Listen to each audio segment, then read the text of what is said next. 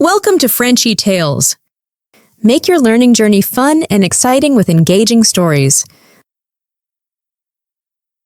Le jour où ma mère est entrée dans mon hôpital comme patiente, j'ai presque laissé tomber le dossier de mes mains. J'avais déjà aidé beaucoup de patients. Des enfants, des personnes âgées, des familles pauvres, des familles riches. Je savais rester calme. Je savais me comporter comme un médecin. Mais cette fois, c'était différent. J'ai regardé le nom sur le dossier. Maria Santos, ma mère. Pendant quelques secondes, je n'ai pas pu bouger. J'ai relu le nom en espérant me tromper, mais je ne me trompais pas. Une infirmière se tenait à côté de moi et dit doucement « Docteur, la patiente de la chambre 207 est prête. » La chambre 207. J'ai marché lentement dans le long couloir blanc de l'hôpital. Mes chaussures faisaient un léger bruit sur le sol. Mon cœur battait beaucoup trop vite. Je n'avais pas parlé à ma mère depuis 8 ans. Et maintenant, elle m'attendait. Non pas comme ma mère, comme ma patiente. Je m'appelle Danielle. J'ai 32 ans. Je travaille comme médecin dans un grand hôpital de la ville. Aujourd'hui, les gens me considèrent comme quelqu'un qui a réussi. Ils me respectent. Ils me font confiance. Mais il y a de nombreuses années, je n'étais qu'un garçon solitaire dans une petite maison. J'ai grandi avec ma mère et ma petite sœur, Lily. Mon père est mort quand j'avais 9 ans. Après sa mort, notre maison est devenue froide. Ma mère travaillait dans une petite boutique. Elle rentrait à la maison fatiguée chaque soir. Mais sa colère semblait toujours me trouver. Pas Lily, jamais Lily. Lily était sa préférée. Elle était jolie, joyeuse et aimée de tout le monde. Ma mère lui achetait des robes, des jouets et de bons repas. Mais quand j'avais besoin de quelque chose pour l'école, il y avait toujours un problème. Un soir, quand j'avais 12 ans, j'étais assis à la table avec mes devoirs. « Maman, ai-je dit prudemment, mon école organise un concours de sciences. J'aimerais participer. J'ai besoin de quelques matériaux. » Elle ne leva même pas les yeux vers moi. « Combien ? 20 $, répondis-je. Elle se retourna avec un regard plein de colère. « 20 $? Daniel, tu crois que j'ai de l'argent à jeter par les fenêtres ? » « C'est pour l'école, » dis-je doucement. Elle eut un rire froid. « Tu as toujours besoin de quelque chose. Des livres, du papier, de l'argent. Arrête de demander. » Puis elle appela Lily depuis le salon. « Lily, demain nous allons acheter ta nouvelle robe pour la fête de l'école. » Lily sourit et la serra dans ses bras. Je restais silencieux, mon projet de science dans les mains. Cette nuit-là, j'ai pleuré dans ma chambre. Pas à cause du concours, mais parce que j'avais enfin compris quelque chose de douloureux.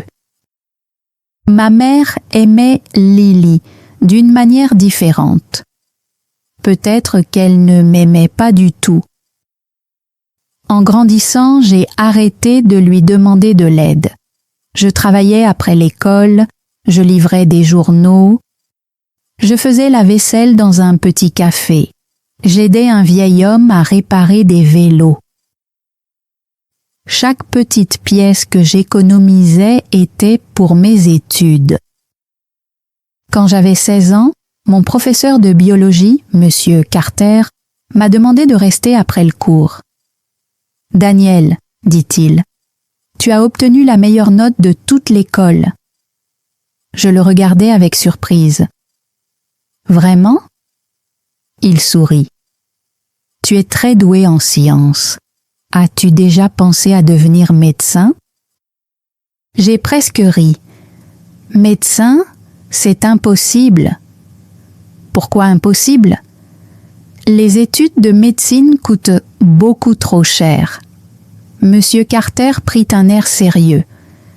Il existe des bourses d'études. Tu devrais essayer. Cette nuit-là, je n'ai pas réussi à dormir.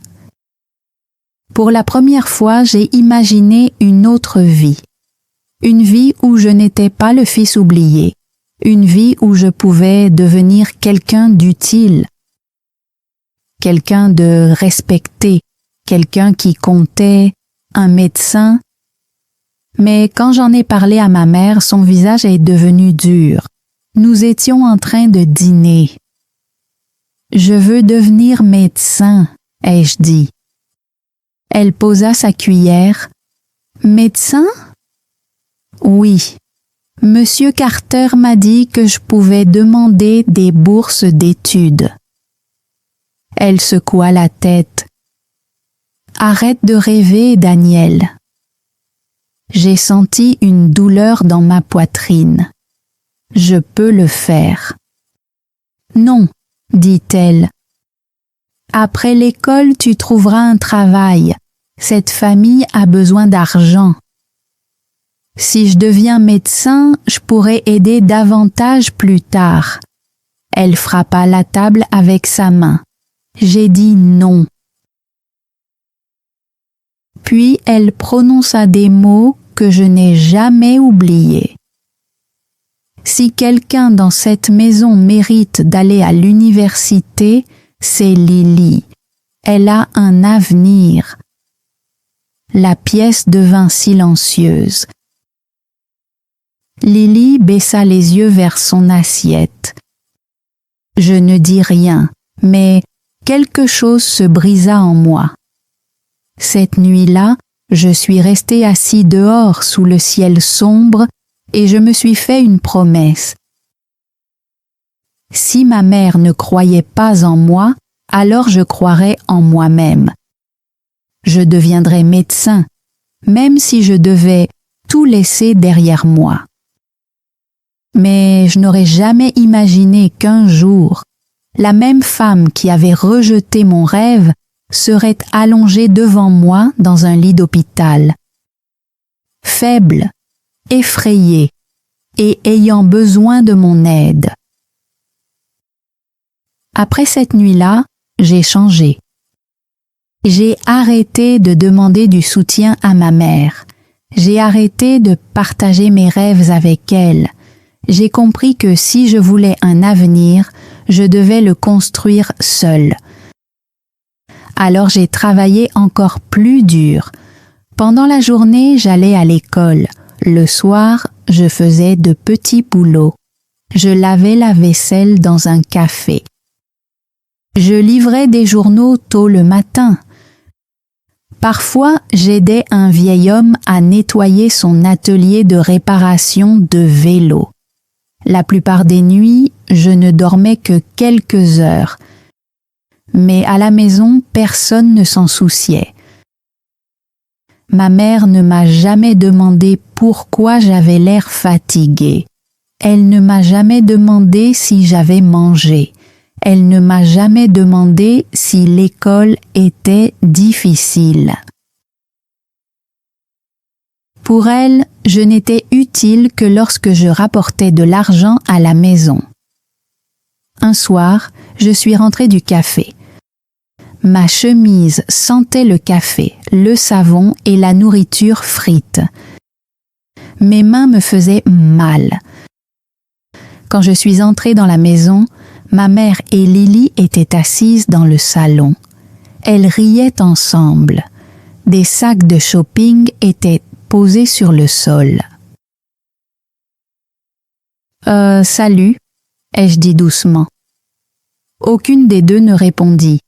Je suis allée dans la cuisine et j'ai ouvert le réfrigérateur. Il ne restait que du riz froid et un peu de soupe. Puis j'ai remarqué l'un des sacs de shopping de Lily. À l'intérieur, il y avait une nouvelle paire de chaussures. Elles semblaient chères. Ma mère entra dans la cuisine et me vit en train de les regarder. « Ne touche pas aux affaires de Lily », dit-elle sèchement. « Je regardais seulement », répondis-je. « Elles ne sont pas à toi. » Ces mots étaient courts, mais ils m'ont profondément blessée. L'année suivante était ma dernière année de lycée. C'était l'année la plus importante de ma vie. Si je voulais obtenir une bourse, je devais avoir des notes parfaites. Alors, j'étudiais à chaque minute libre, mais ma mère rendait les choses plus difficiles. Elle a commencé à me demander de l'argent. « Daniel, donne-moi 20 $. Daniel, j'ai besoin d'argent pour payer les factures. Daniel, prête-moi un peu d'argent, je te le rendrai. » Mais elle ne me le rendait jamais. Et d'une manière ou d'une autre, elle avait toujours de l'argent pour Lily. De nouveaux vêtements, du nouveau maquillage, un nouveau téléphone. Un jour, je n'ai plus pu garder le silence. « Maman, ai-je demandé, pourquoi me demandes-tu toujours de l'argent ?» Elle semblait agacée. « Tu vis ici, non ? » ?»« Oui, mais je paie moi-même toutes mes affaires pour l'école. » Elle croisa les bras. « Alors, travaille davantage. Tu fais partie de cette famille. » J'avais envie de répondre. Est-ce vraiment le cas? Mais je suis resté silencieux. J'ai continué à étudier. J'ai continué à travailler. J'ai continué à espérer. Puis, un après-midi, une lettre est arrivée. Elle venait d'une grande université. Mes mains tremblaient lorsque je l'ai ouverte. J'ai lu la première ligne. Puis je l'ai relue une deuxième fois. J'avais obtenu la bourse, les frais de scolarité entièrement payés, une chambre pour vivre sur le campus, tout était couvert. Pour la première fois depuis des années, j'ai eu l'impression de pouvoir respirer. J'ai couru jusqu'au salon. « Maman, ai-je dit en tenant la lettre, je l'ai obtenue, j'ai obtenu la bourse. » Elle me regarda, mais son visage ne changea pas. Pas de sourire, pas d'étreinte, pas de larmes de fierté. « Et alors ?» dit-elle. « Cela signifie que je peux entrer en faculté de médecine, » répondis-je. Lily leva soudain les yeux. « Cette université est en ville, n'est-ce pas ? » « Oui, » répondis-je. Elle se tourna vers notre mère. « Mon école de mode est là-bas aussi. » Le visage de ma mère changea immédiatement. Elle semblait enthousiaste. Puis elle prit la lettre de mes mains et la lut. « Daniel, » dit-elle lentement, « si tu pars dans cette ville, tu pourras aider Lily. » Je fronçai les sourcils. « Qu'est-ce que tu veux dire ? » « Vous pouvez vivre ensemble. Tu pourras l'aider à payer le loyer. »« Je vais vivre dans une résidence universitaire, » répondis-je. « La bourse ne couvre que mes dépenses. Alors trouve un autre logement. » « Je n'ai pas l'argent pour ça. » Ses yeux devinrent froids. « Ne sois pas égoïste. » Ce mot me frappa de plein fouet. Égoïste? J'avais travaillé pendant des années. J'avais payé mes livres. Je lui avais donné de l'argent. Et maintenant, j'étais égoïste? Cette nuit-là, Lily est entrée dans ma chambre. Elle s'est assise sur mon lit et a parlé doucement au début. Maman veut que j'aille dans une école de mode. C'est une bonne chose, répondis-je, mais c'est très cher. Je savais déjà où cette conversation allait mener. Elle me regarda et dit « Peut-être que tu pourrais aider à payer. » Je l'ai regardée fixement. « Lily, je n'ai pas d'argent. Je pars grâce à une bourse. »« Mais tu vas devenir médecin, » dit-elle. « Les médecins sont riches. Cela prendra encore de nombreuses années. » Son visage se durcit. « Tu ne penses qu'à toi. » Elle parlait exactement comme notre mère. Quelques semaines plus tard, tout explosa pendant le dîner. Ma mère me regarda et dit « J'ai parlé avec l'école de Lily. Nous devons payer bientôt. » Je suis resté silencieux, puis elle ajouta « Tu vas donner à Lily l'argent de ta bourse. » Je suis resté figé. « Quoi? Tu m'as entendu. Cet argent est destiné à mes études de médecine. »« Tu peux travailler, » répondit-elle. « Lily a besoin de cette chance. » J'ai regardé Lily.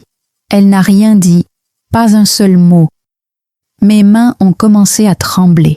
« J'ai travaillé pour obtenir cette bourse, » dis-je, « pendant des années. » Ma mère se pencha vers moi. « Et moi, je t'ai élevé. Maintenant, rembourse-moi. » Quelque chose s'est finalement brisé en moi. Je me suis levée. « Non, » ai-je dit. Ses yeux devinrent perçants. « Qu'est-ce que tu viens de dire ?» J'ai dit non. Je ne renoncerai pas à mon avenir. Elle se leva à son tour. « Espèce de garçon ingrat. »« Je ne suis pas ingrat, » répondis-je.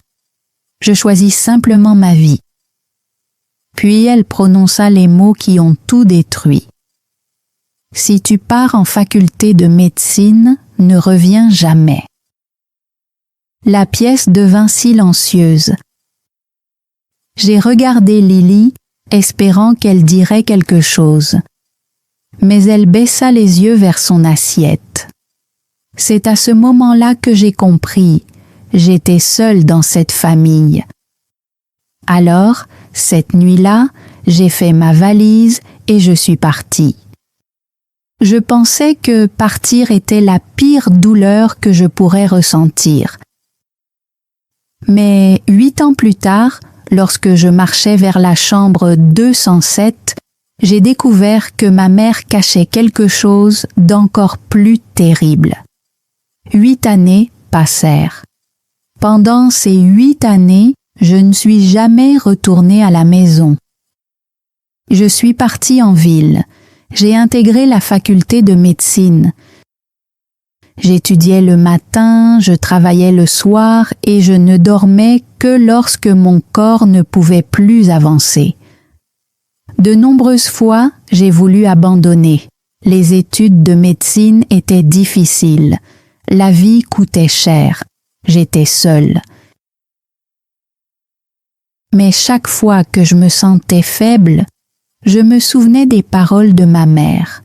« Si tu pars, ne reviens jamais. » Alors je ne suis pas revenue.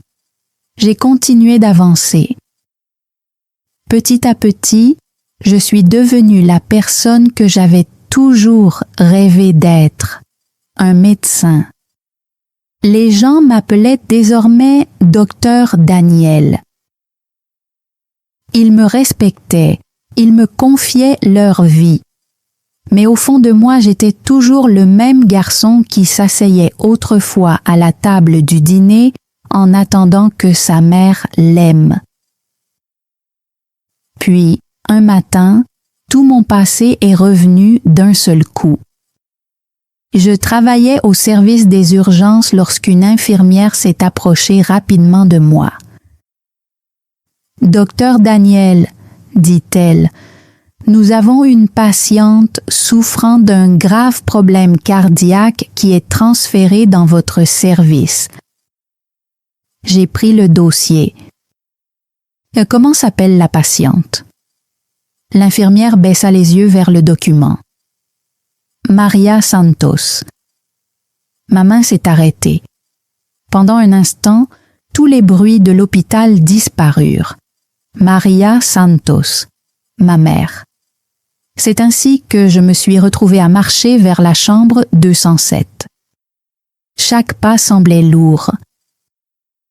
Je me posais sans cesse les mêmes questions. Pourquoi ici? Pourquoi aujourd'hui? Pourquoi moi? Lorsque j'ai atteint la porte, je suis restée immobile quelques secondes à l'extérieur. Puis, j'ai pris une profonde inspiration et je l'ai ouverte. Elle était allongée sur le lit. Des machines étaient reliées à son corps. Son visage était pâle, ses cheveux semblaient plus fins. Elle paraissait plus petite que dans mes souvenirs. Ce n'était plus la même femme qui me criait dessus. Ce n'était plus la femme qui m'avait dit de partir pour toujours. Cette femme semblait faible, malade, effrayée. Ses yeux s'ouvrirent lentement. Au début, elle semblait confuse. Puis elle me reconnut. « Daniel ?» murmura-t-elle. Je ne lui ai pas répondu comme un fils. J'ai regardé son dossier médical et j'ai forcé ma voix à rester calme. « Madame Santos, vous m'entendez ?» Ses yeux se remplirent de douleur. « Oui, » répondit-elle doucement. L'infirmière se tenait à côté de moi. « Elle a besoin d'un traitement immédiatement, docteur. » J'ai hoché la tête. Commencer l'oxygène, préparer les médicaments par perfusion, vérifier à nouveau sa tension. Les infirmières se mirent rapidement au travail. Je donnais des instructions, je vérifiais son rythme cardiaque, je contrôlais sa respiration. Je faisais tout ce qu'un médecin devait faire. Mais pendant tout ce temps, je sentais son regard posé sur moi. Après un moment, son état devint plus stable. Les infirmières sortirent en quelques instants, puis il ne resta plus que nous deux. Un médecin et une patiente, une mère et un fils. Mais aucun de nous ne savait encore comment être cela. Elle parla la première. « Tu es devenu médecin. »« Oui, » répondis-je, « tu l'as vraiment fait. » Je regardais le moniteur plutôt que son visage. Puis elle dit quelque chose à quoi je ne m'attendais pas. « J'ai vu ta photo de remise de diplôme. » Ma main s'arrêta une seconde. « Je l'ai gardée, » murmura-t-elle. Je ne savais pas quoi répondre. Puis sa voix se brisa. « J'avais tort, Daniel. » Je l'ai regardé. « J'avais tort, » répétai-je. Elle hocha faiblement la tête. « Je ne te comprenais pas à l'époque. » Un rire amer m'échappa. « Tu m'as dit de ne jamais revenir. » Ses lèvres tremblèrent. J'étais en colère. « Non, » dis-je doucement. « Tu m'as rejeté. » Des larmes remplirent ses yeux. « J'avais besoin d'aide après ton départ, » dit-elle. « Tout est devenu difficile. » Je suis resté silencieux. « Lily est partie aussi, » continua-t-elle. « Elle est allée en ville. Après quelque temps, elle a arrêté d'appeler. Elle a arrêté d'aider. Je la regardais froidement. « Alors tu étais seule ?» Elle hocha la tête. « Oui. » Puis elle ajouta « J'ai vendu la maison. » Mon corps se figea. « La maison ?» « Pour payer les frais médicaux, » murmura-t-elle. Je n'avais pas le choix. Cette maison avait été une source de douleur pour moi, mais elle faisait aussi partie de mon passé. Et maintenant, même cela avait disparu. Je reculai d'un pas loin du lit. « Sais-tu ce que tu m'as fait ?» demandai-je. Elle me regarda en pleurant silencieusement. « Tu m'as fait sentir que je n'avais pas ma place dans ma propre maison, » dis-je. « Tu m'as fait croire que je ne valais rien. J'ai travaillé jusqu'à ne presque plus pouvoir tenir debout. J'ai étudié en ayant faim. J'ai dormi dans une petite chambre en me demandant pourquoi ma propre mère ne pouvait pas m'aimer. » Ses larmes coulèrent plus vite. « Je suis désolée, » murmura-t-elle, mais je ne pouvais pas m'arrêter. « Je suis devenue médecin, » dis-je, non pas parce que tu m'as aidée. Je la regardais, les mains tremblantes. Je suis devenue médecin parce que j'ai dû survivre à ce que tu m'as fait subir. Elle couvrit son visage de ses mains et se mit à pleurer. Pendant un long moment, je ne pus pas bouger. Puis je me tournai et marchai jusqu'à la fenêtre. À l'extérieur, la ville continuait de vivre comme si rien ne s'était passé. Les voitures circulaient, les gens marchaient, la vie continuait. Mais à l'intérieur de la chambre 207, mon passé était allongé dans un lit d'hôpital.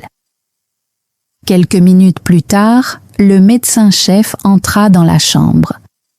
« Elle est stable pour le moment, » dit-il, « mais son état est grave.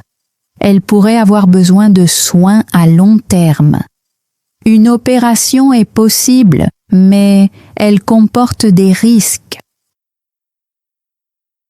Je hochai la tête. Compris. Il me regarda attentivement. « C'est un membre de votre famille, n'est-ce pas ?» Je marquai une pause. Puis je répondis « C'est ma patiente. » Il ne dit rien de plus et quitta la chambre. Le silence revint. Derrière moi, ma mère murmura mon nom. Daniel. Je me retournai lentement. Elle avait l'air épuisée, mais ses yeux étaient remplis de quelque chose que je n'avais jamais vu auparavant, du regret. « Je ne veux pas que tu sois seulement mon médecin, » dit-elle. Je restai debout près du lit. « Qu'est-ce que tu attends de moi ?» Sa voix était faible. « Avant qu'il ne soit trop tard, je veux réparer ce que j'ai détruit. » Je la regardai longtemps. « Qu'est-ce que tu veux réparer exactement ?» Elle avala difficilement sa salive. « Nous. » Ce mot me fit plus mal que je ne l'aurais imaginé. Nous. Il n'y avait plus de nous depuis 8 ans, et peut-être qu'il n'y en avait jamais vraiment eu. Je tirai une chaise près du lit et m'assis. Mais je ne m'assis pas trop près. J'avais encore besoin de distance. Ma mère me regarda pendant un long moment. « Il y a autre chose, » dit-elle faiblement. Je restai silencieux. Elle prit une lente inspiration. « Lily est revenue une fois. » Je la regardais. « Quand » 2 ans après ton départ, répondit-elle. Elle pleurait. Elle disait que la vie en ville était difficile. Elle avait besoin d'aide. Mes mains se crispèrent. Elle m'a demandé de t'appeler, murmura ma mère. La pièce sembla devenir plus froide. Mais je ne l'ai pas fait. Je la fixais du regard. Pourquoi? Des larmes glissèrent sur son visage. Parce que j'étais fière, parce que je ne voulais pas admettre que j'avais tort. Elle ferma les yeux un instant. J'ai dit à Lily que tu étais trop occupée. Je lui ai dit que tu ne te souciais plus de nous. Ces paroles me frappèrent comme une pierre. Je ne pouvais plus parler. Puis elle dit « Après la mort de ton père, j'étais en colère contre la vie. Je me sentais impuissante et je t'ai utilisée comme la seule personne que je pouvais contrôler. » Sa voix se brisa. « Tu n'as jamais été le problème, Daniel, c'était moi. » Pendant un long moment, je me contentais d'écouter. Puis je me levai lentement. « Sais-tu ce qui m'a fait le plus mal ?» demandai-je. Elle secoua la tête. « Je n'avais pas besoin d'une mère parfaite, dis-je. J'avais seulement besoin d'une mère qui me voie. » Elle se mit à pleurer encore plus fort. « Je le comprends maintenant, » murmura-t-elle.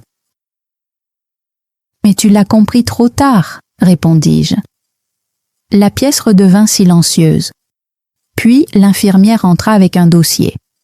« Docteur, nous avons besoin d'une décision. L'opération doit avoir lieu bientôt. » Je regardais le dossier. Puis je regardais ma mère. Elle était faible, effrayée et attendait. Mon esprit retourna vers tous ses souvenirs, les dîners froids, les paroles cruelles, les nuits où je pleurais seule, les années pendant lesquelles j'ai construit ma vie sans elle. Et maintenant, elle avait besoin de moi. Je refermai le dossier. « Je vais faire l'opération, » dis-je. Les yeux de ma mère s'agrandirent. « Daniel !» Je l'interrompis. « Je fais cela en tant que votre médecin, » dis-je. « Pas parce que tout est réparé, pas parce que le passé a disparu, mais parce que c'est mon devoir. » L'opération dura plusieurs heures. Dans la salle d'opération, j'obligeais mon cœur à rester silencieux. Je n'étais pas le fils rejeté à cet instant. J'étais un médecin. Chaque geste comptait, chaque seconde comptait. Finalement, les signes vitaux se stabilisèrent. L'opération fut un succès. Plus tard, j'entrai dans sa chambre de convalescence. Elle était réveillée, fatiguée, mais en vie. « Merci », murmura-t-elle. Je la regardais. « Vous n'avez pas besoin de me remercier ?» Elle semblait confuse. Je pris une profonde inspiration. « Je vous ai pardonné il y a longtemps, » dis-je. Mais pardonner ne veut pas dire oublier. Ses yeux se remplirent de larmes une nouvelle fois. Je me tournai pour partir. « Daniel » appela-t-elle doucement. Je m'arrêtai près de la porte. « J'ai été une mauvaise mère, » dit-elle. Je ne me retournai pas immédiatement, puis je répondis calmement « Vous n'avez pas été la mère dont j'avais besoin. » La chambre resta silencieuse. Mais grâce à vous, j'ai appris à survivre. À cause de votre froideur, j'ai appris à devenir fort. Et parce que personne ne m'écoutait, j'ai appris à écouter les personnes qui souffrent. Je me retournais et la regardais. Même vous. Puis je quittais la chambre. À l'extérieur de l'hôpital, l'air du soir était frais. La ville continuait de vivre, mais quelque chose avait changé en moi. Je n'étais plus ce garçon qui attendait l'amour, et je n'étais plus seulement le médecin qui portait une ancienne douleur. J'étais libre. Certaines blessures ne disparaissent jamais complètement.